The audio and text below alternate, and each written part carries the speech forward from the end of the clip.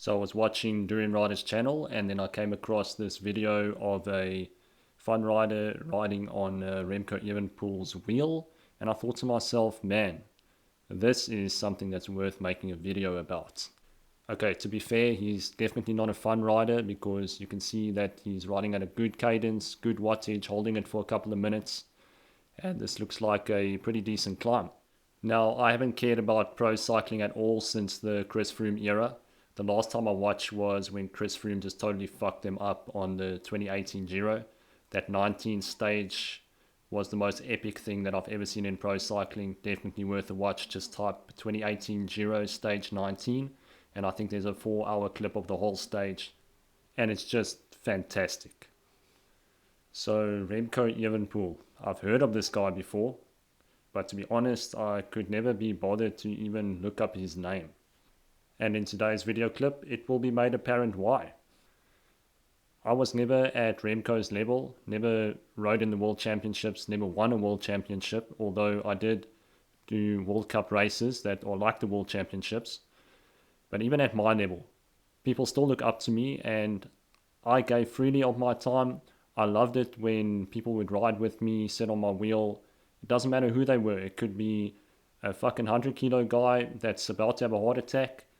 I would still treat him like a human being, treat him as an equal. It doesn't matter what the fuck I've achieved.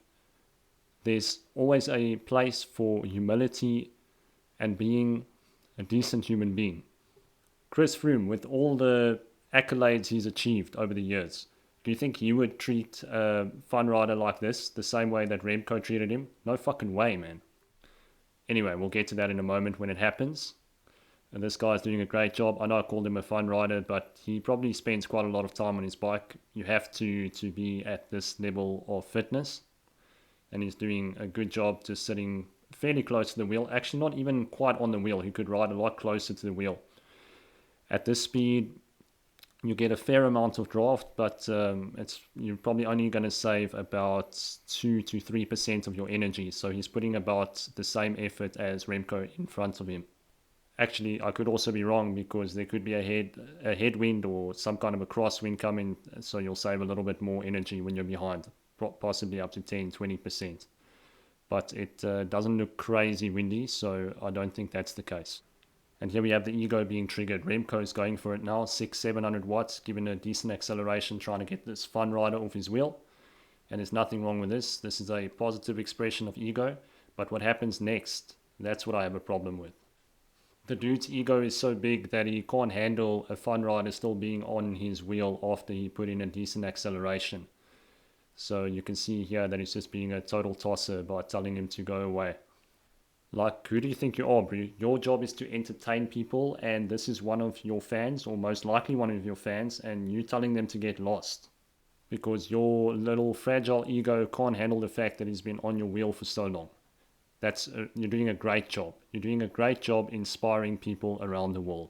As you can tell, I just don't have much tolerance for people that are so full of themselves. Maybe it's a flaw of mine, but man, I just can't stand it.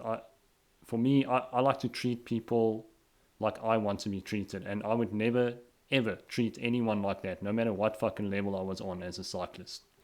What he should have done is congratulated the guy for staying on his wheel so long. That would have done wonders for his reputation. But instead, he was a total douche and treated this guy like trash.